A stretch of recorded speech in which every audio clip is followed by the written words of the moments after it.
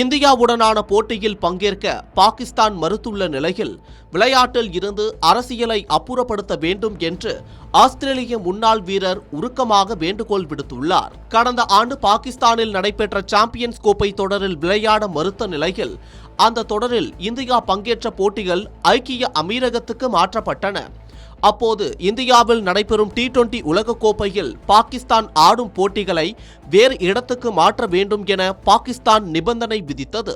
அதனை ICC ஏற்றுக்கொண்ட நிலையில் T20 உலகக்கோப்பையில் பாகிஸ்தான் ஆடும் போட்டிகள் இலங்கையில் நடத்தப்படும் என அறிவிக்கப்பட்டது. இதனிடையே இந்தியா வங்கதேசம் இடையே அரசியல் பதற்றம் ஏற்பட்ட நிலையில் இந்தியாவில் T20 போட்டிகளில் விளையாட முடியாது என வங்கதேசம் அறிவித்தது. இந்த சூழலில் வங்கதேசத்துக்கு ஆதரவு தெரிவிக்கும் வகையில் இந்தியாவுக்கு எதிரான போட்டியில் பங்கேற்க மாட்டோம் என பாகிஸ்தான் அறிவித்தது.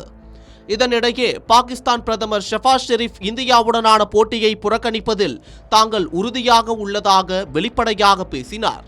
இந்த சூழலில் தயவு செய்து அரசியலை விளையாட்டில் இருந்து அப்புறப்படுத்துங்கள் என முன்னாள் ஆஸ்திரேலிய வீரர் பிரெட்லி லீ கோரிக்கை விடுத்துள்ளார்.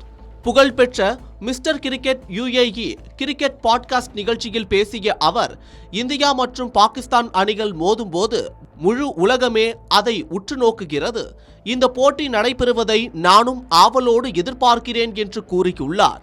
மேலும், நான் இந்தியாவை நேசிக்கிறேன், அதேபோல் பாகிஸ்தானையும் நேசிக்கிறேன் என்று கூறியுள்ள அவர், இரு நாடுகளுக்கும் இடையே ஒரு சுமூகமான சூழல் ஏற்பட்டு விளையாட்டு தொடர வேண்டும் என்பதே எனது ஆசை என்றும் குறிப்பிட்டுள்ளார்.